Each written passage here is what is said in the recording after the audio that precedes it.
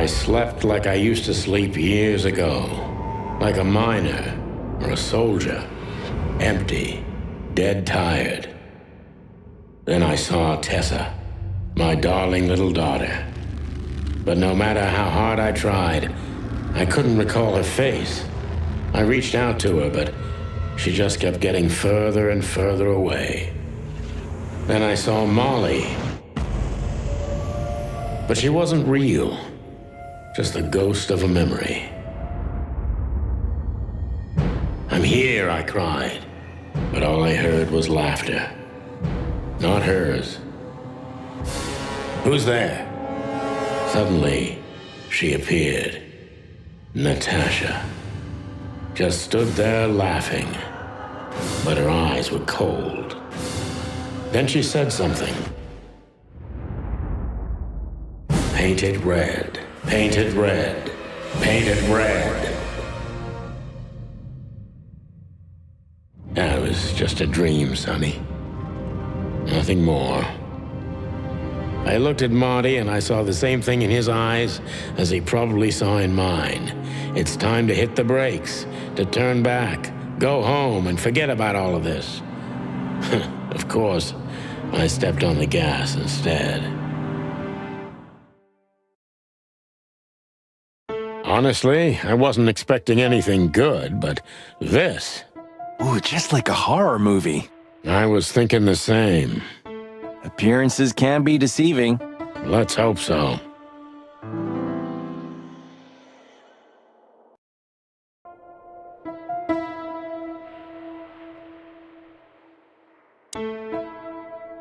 This picture...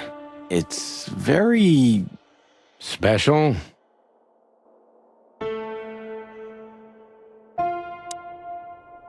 This guy seems strangely familiar to me. You don't say. You've been treated here too.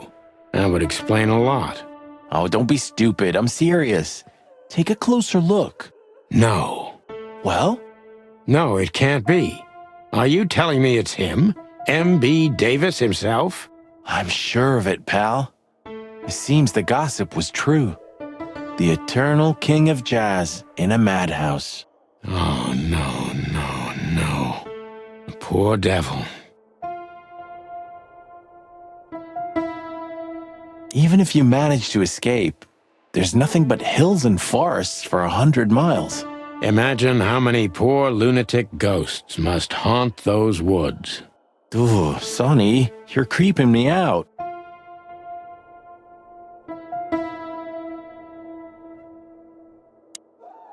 Ah, like an angel from heaven, isn't she?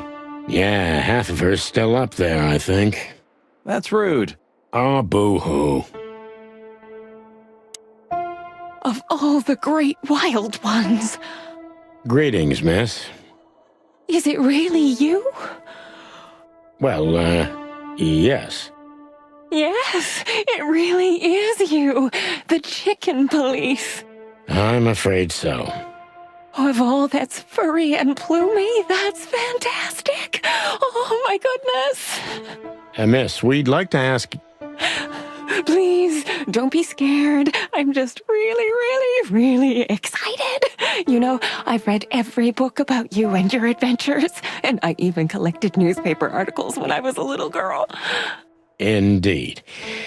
You can't imagine what an honor it is to meet you in person. We really... Oh, God, oh, God, oh, God. Take a deep breath, Miranda. Take a deep breath. Are you okay, miss?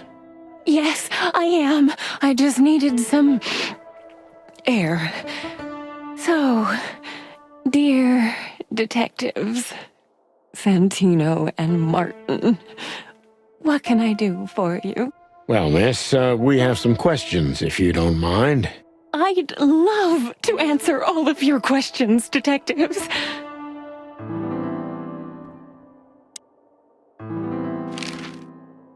Say, miss, what can you tell us about this place? Our institution was standing even before the Great Meat War, and during the war, it was transformed into a military hospital. Since then, we're relentlessly working on treating injured minds under the leadership of Dr. Quetzal, the famous specialist. The place seems pretty empty. Do many people work here? We have 32 residents and 7 nurses, including me. We also have a 3-person maintenance and cleaning staff and, of course, the heart and soul of our institution, Dr. Quetzal himself. I see. Now, this Dr. Quetzal, is he the director here? Exactly. Director, scientist, researcher, patron, and doctor. And even a friend. Quite a guy. He certainly is. So who is this Dr. Quetzal exactly? He's a world-famous researcher of the mind, Mr. Featherland. He published countless books in the fields of psychology and psychotherapy. Psycho what? Unraveling the mind. It's the most crucial mission of the century, Mr. McChicken. That's really good to know. So this doctor's some celebrity, right? Does he usually meet other important persons? I'm not sure I know what you mean. Well, like Mr. Hobart Wessler, for example. Ah, yes. That's something you should ask the doctor himself, but unfortunately, I don't think he has time right now. He's swamped, is he? Exactly, Mr. Featherland. He is very, very, very busy. All the time. I thought so. What can you say about this, miss? Have you seen anything like it? Of course. Our residents wear these for identification. But how did you come by it? They only wear them inside the institution. Huh. I see. The wristband does belong to one of our residents. But I'm afraid I'm not allowed to tell you more due to regulations. Oh, come on, Miranda. It's us, the Chicken Police. I'm sorry, I can't. Miranda, this case is a matter of life and death. Lives are in your hands. All right. I'll do it. Albert Wessler. The patient's name is Albert Thaddeus Wessler. Figures. Just as we thought. Thank you, Miranda. We'll never forget this. Please, don't make me blush. And don't tell anyone you heard it from me. Oh, we won't. I promise. So when can we talk to Mr. Wessler? I need to ask Dr. Quetzal. Please wait here. Thank you.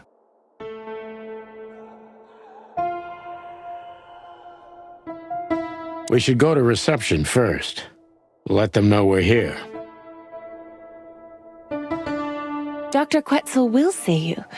He's waiting for you in his office. Up the stairs, all the way down the hall, until the last door. What a surprise. It's enough to mention Wessler's name and all the doors are open.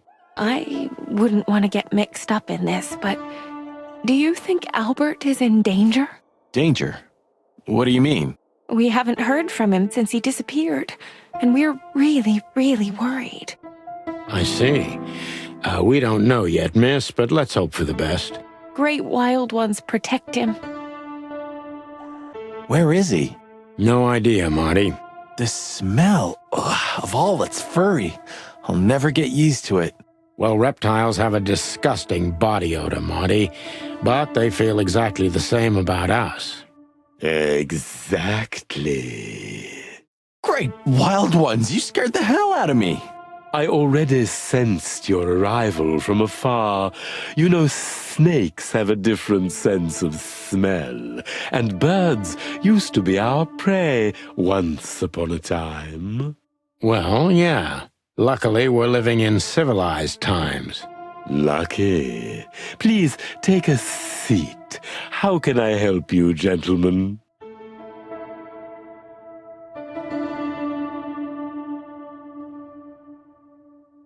An isle of reason in a sea of insanity. Insanity is such a strong word, and it's mostly an abstract idea.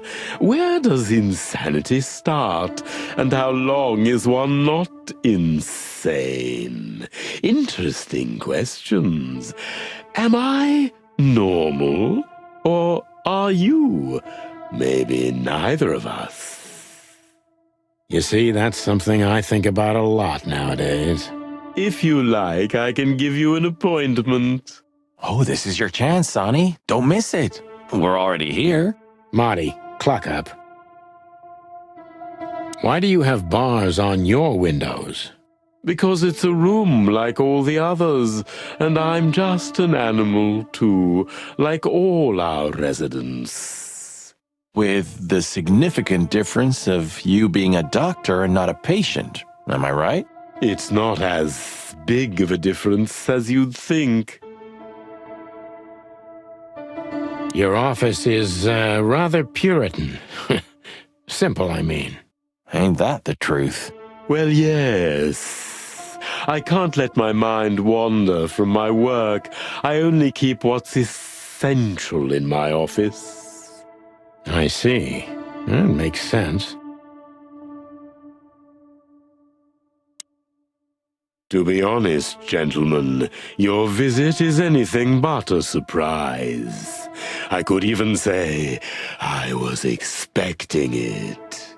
What an introduction. Please forgive me. I have the bad habit of immediately getting into the middle of things. How very rude of me. My name is Dr. Sessuus Quetzalcoatl, but most call me Dr. Quetzal to keep it simple. The name is Santino Featherland, and this is my partner, Martin McChicken, from the Predatory Division of the Clawville Police Department.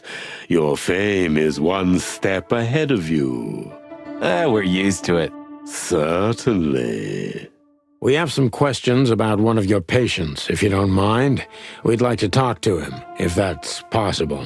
Please be specific, Detective. Look, Doctor, we're too tired to play cat and mouse. Not that snake and chicken sounds any better. Very funny, I must say. Just what I expected from you two detectives. We know you know it's about Albert Wessler, Ibn Wessler's secret twin.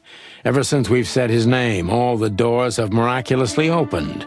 That's what we call a bullseye. Well, yes. Why should I deny it? We're talking about a rather illustrious patient here, who's also a very particular medical case. Now, that's much more interesting. So, are you willing to talk about him? Because Albert, regrettably, has disappeared, and you are police detectives, I have no reason not to talk to you. Of course, I'm at your service, but you must understand I can't disclose information about my patients. Not even if it's a matter of life and death? Everything's a matter of life and death in here, Detective. This is a hospital, even if it's primarily for the mind, not the body. Still, I'd like to give the impossible a try. Please, Detective, just do your job, and I'll do mine.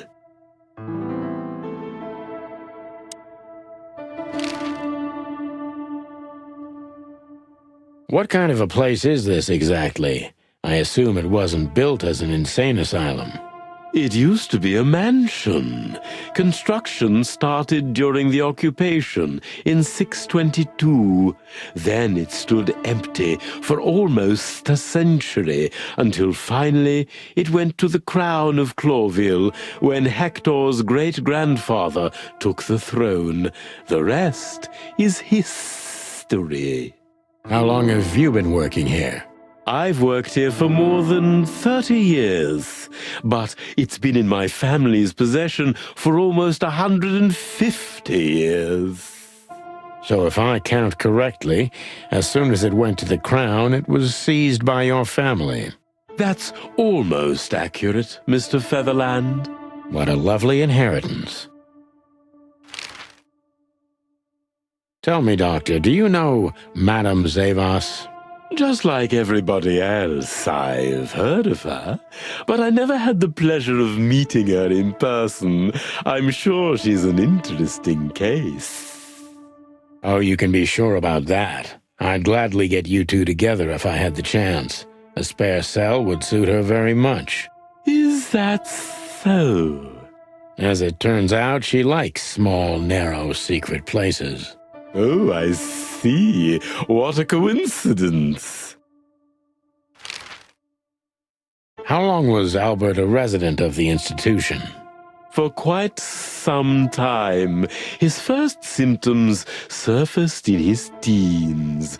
Depression, panic attacks, and schizophrenia. Was he brought here immediately after the first signs that something wasn't right? You know, the biggest problem with an opinion on insanity is that animals are ashamed of it. That's the reason our institution stands out here in the middle of nowhere. Because animals would rather hide what they're afraid to face. I couldn't have said it better myself. As far as I know, the Wessler family wasn't exceptionally wealthy. Indeed, they were rather poor, but we offer our services gratis. Then how do you sustain yourselves? By the grace of the treasury of King Hector III, of course. I wouldn't have guessed that.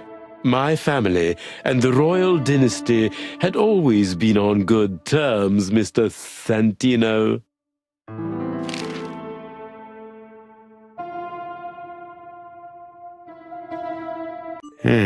Dr. Quetzal's a real mystery. But I can turn that to my advantage. I just need to focus on the strangest pieces of the puzzle.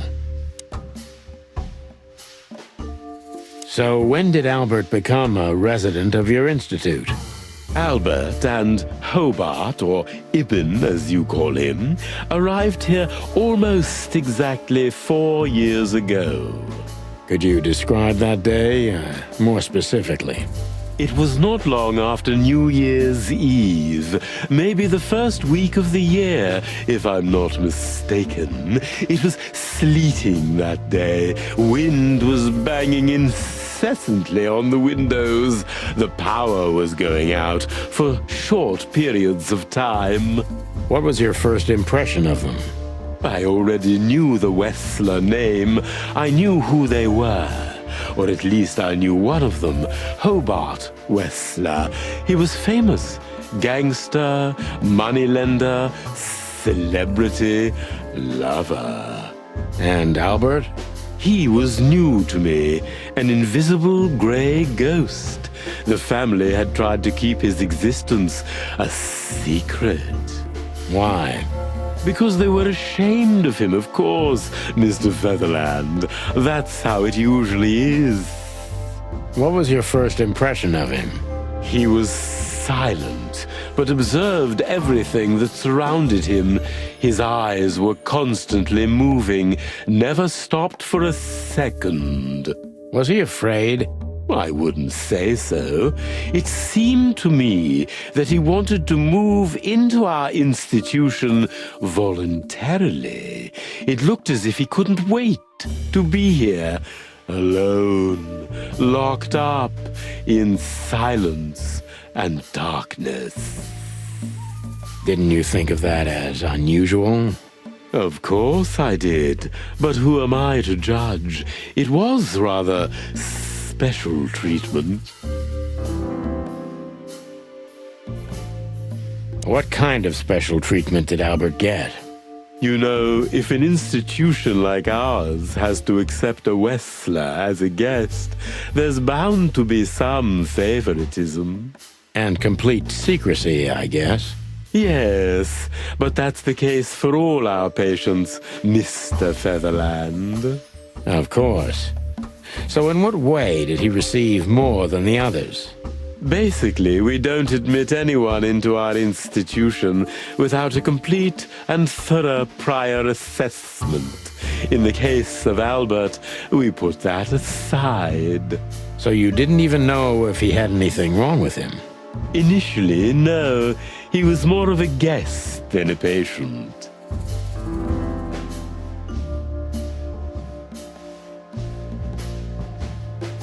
How did you see Albert when you first met? Albert was shy and reserved, like a ghost. He almost never touched anything. It was evident he was exceptionally intelligent. He measured and observed everything around him. What else? He was delicate and graceful, almost like a woman. Yes. He was rather feminine. He was an artist, Mr. Featherland, a magnificent painter, and rather good writer, too. Sometimes I even heard him sing. Why did he have to be locked up? I asked the same thing at first. Are you telling me Albert had multiple personalities? We found out very quickly that there was no other reason for the cause of his seizures. He had a cold and calculating personality who sometimes, especially on stormy days, took the reins over their shared mind. He had these seizures from the beginning. Yes, Mr. Featherland, but they started to intensify after Albert left our institution for the first time. He did what? Left the institution? More than once? Oh, yes, Mr. Featherland. Albert left the institution on several occasions until the last time, when he failed to come back. Quetzal's not only very observant, but he's addicted to details. I must focus on that if I want to get closer to the truth. Focus. Addicted to details.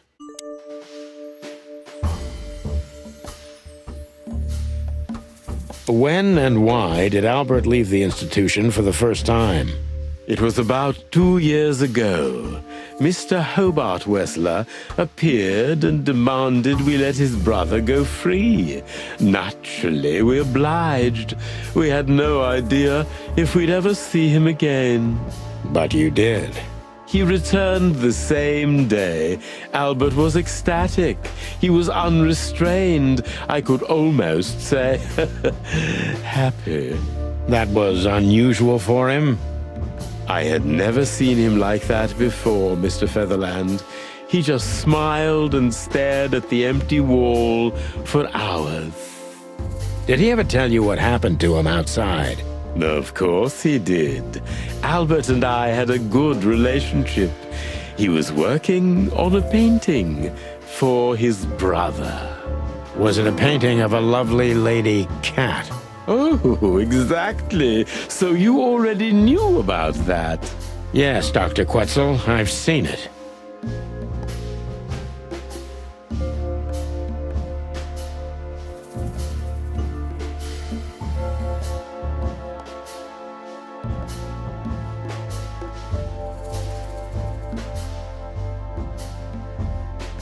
So Albert left on many occasions to continue working on the painting. Exactly, Mr. Featherland. Every time he came back, he was like a different person. But unfortunately, his seizures also multiplied and became more dangerous. More dangerous? Albert was hurting himself, and on one occasion, he even tried to hurt me. It was unprecedented. It seemed his confined personality was taking over their shared mind entirely, piece by piece. Do you think the painting caused it? Not the painting, Mr. Featherland. But its subject. Exactly. He was obsessed, right until that fateful day when he returned to us for the last time. What exactly happened that day, Doctor? It wasn't Hobart who brought his brother back that day, but two of his gorillas. Not literally, I mean. And Albert was in a terrible, terrible state. What happened to him? I don't like to talk about that, Mr. Featherland. It could be vital to the case, Dr. Quetzal. Don't back down. Oh, you're right. There's no use turning back now. So, Albert's tongue was torn out, or cut off, I don't know exactly, and he was blinded in one eye, or rather, one of his eyes was missing entirely. So you're saying Albert was brought back horribly mutilated? Yes. And they didn't give any explanation as to what had happened. They simply told me it was some kind of accident. Dr. Quetzal is cold and professional, but he's also very confused. Maybe it's cruel, but I must exploit his vulnerability if I want to learn everything about Albert. Focus, confused.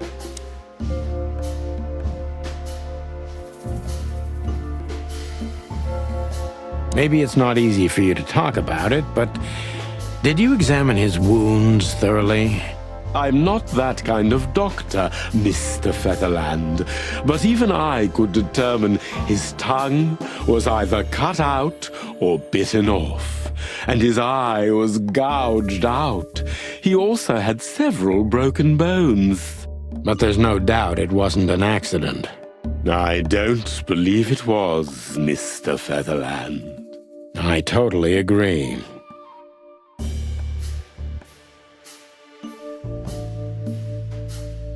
Concentrate, Doctor. What do you think happened to Albert?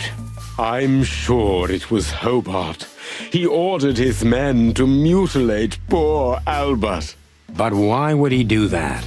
Maybe Albert saw something he could accidentally reveal. To whom? The four walls? A couple of crazies? You? To anyone, Mr. Featherland. I don't think it's that simple, Doctor. But thank you for your honest opinion. You're welcome, Detective. What happened then? How did Albert disappear? A few weeks later, Hobart came to visit Albert one more time. Albert had been in terrible condition by then. We even had to transfer him to another cell, a more safe one. What did Hobart do during the visit? He didn't do anything. He just sat and watched his brother, who was in an almost vegetative state by then. Couldn't you manage to draw anything out of him? You or Hobart? Nothing. For a while, he was trying to signal something. Perhaps he was too afraid. And most likely his fingers had been broken too, so he couldn't even write. Do you think Hobart could have killed Albert? It's horrible to say it, but I'm sure of it. How did he disappear in the end? Did someone come for him?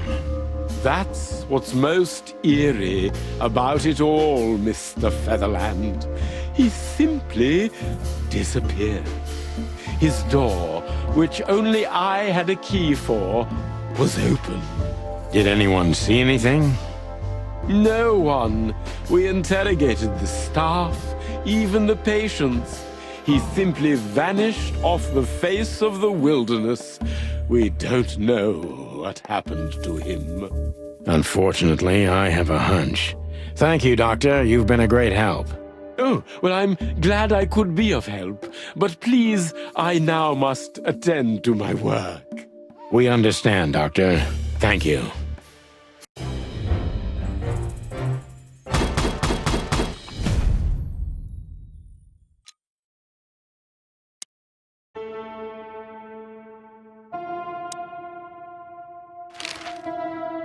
That's quite shocking information. I think you understand why we kept it a secret. If it wasn't for Mr. Wessler's demand, we'd never let any of our patients walk freely outside our institution. Then the accident happened. Accident? Ha! We didn't believe it, not for a second. After Albert came back to us, horribly mutilated, he was different. Different how? If someone got one of his eyes poked out and his tongue torn out, he'd be different, but not like this. Albert was a different person. We believe you, Doctor. So, can we take a look at Albert's cell? I'd rather call it his room. Mr. Wessler lived in exceptional circumstances. Thanks to the Wessler name, I guess.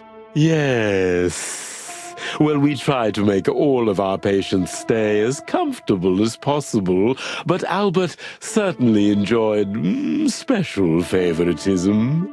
I hope you don't mind if we take a look around in there. That's not going to bother anyone. Well, that's, surprising. I've never seen a cell like this before, that's for sure. I wouldn't mind living here myself. It seems that being a Wessler gets you privileges. And a healthy dose of danger. Mostly that, yeah. Let's take a good look around. I'm sure we'll find some answers here. I can almost smell them. Well, I smell paint, ink, plaster, some kind of oil, aging paper, slight smell of rat, and great expectations. What the dickens? Unmistakable. Yeah. This place is bad for you, pal. But if you've already jump-started your beak holes, then sniff out the solution. I'm on it, Boss Bird.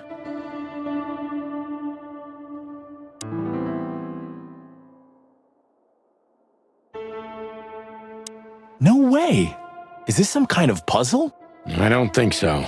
But we could still find something important here. A pattern, a sign, anything.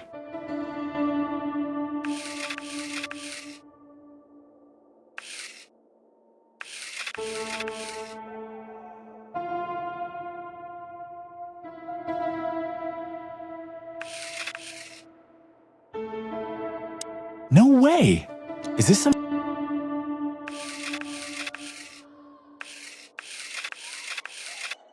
That design.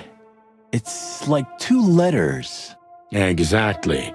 And where have we seen these two letters? Where? Think, Marty. Let's take a look in our bag. That piece of painting. Of course. So it's a signature. A.W., that's... Albert Wessler, the painter. This was what Natasha wanted to show us.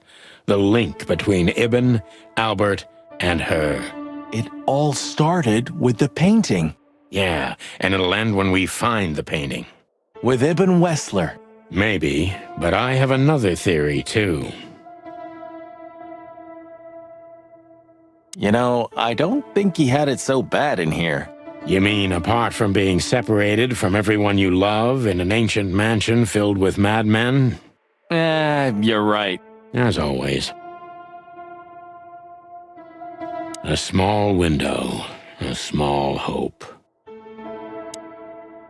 The style, it's very familiar to me. You've been lonely for far too long, huh? Not funny, Marty. It is, a little.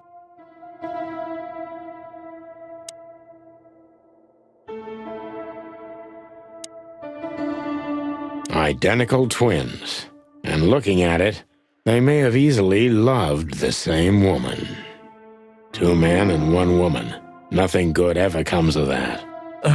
Well, I wouldn't say that exactly.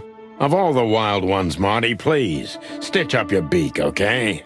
Just use your imagination, old bird.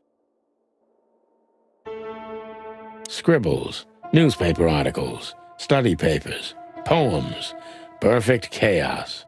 Just like the troubled mind of a troubled fella. Yeah, but there's still a kind of order in it. It's just too intricate for you to comprehend. If you say so, boss. Look at that. A letter.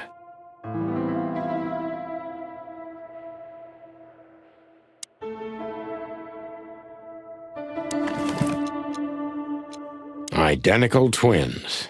And looking at it, they may have easily loved the same woman.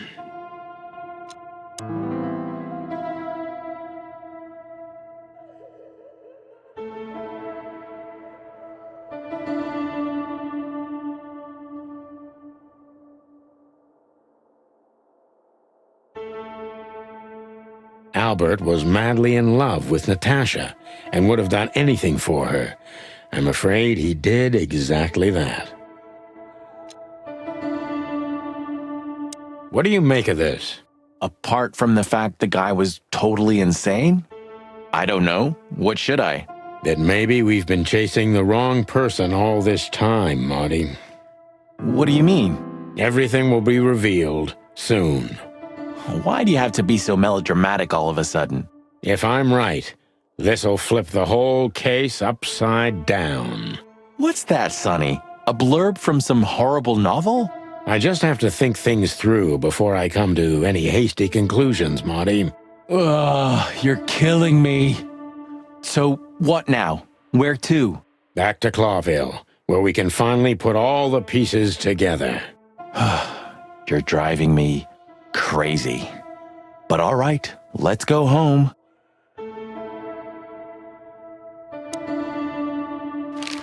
What can you tell us about the woman in the photo we saw in Albert's room?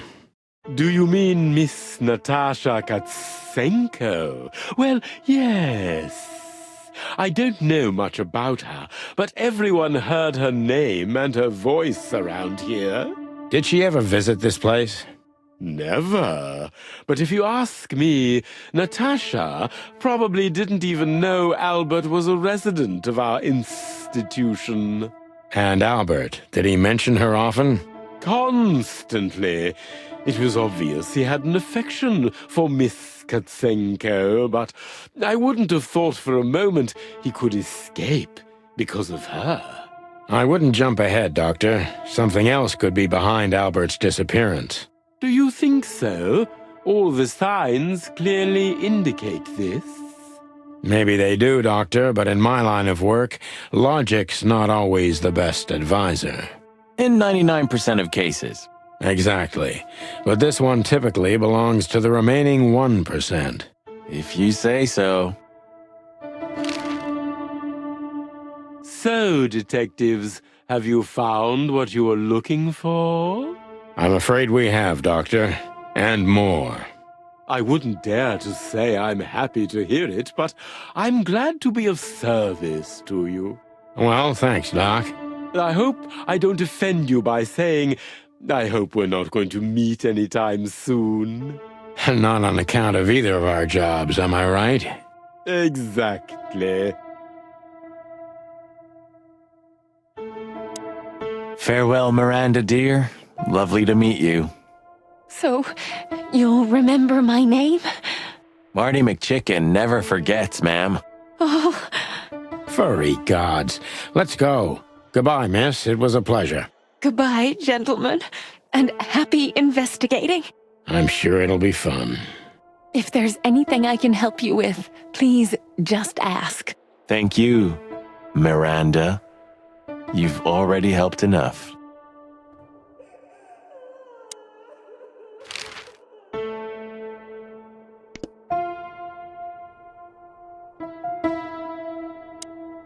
This picture.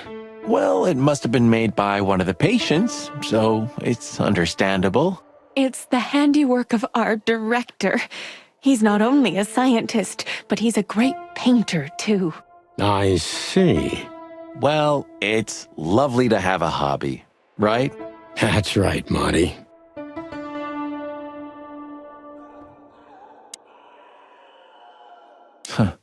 It doesn't matter how big a star you once were. Ending up lonely and crazy in a rotting insane asylum in the middle of nowhere is like the universe restoring its balance. That was very poetic of you, Marty. Almost deep. Careful you don't drown. Cluck you.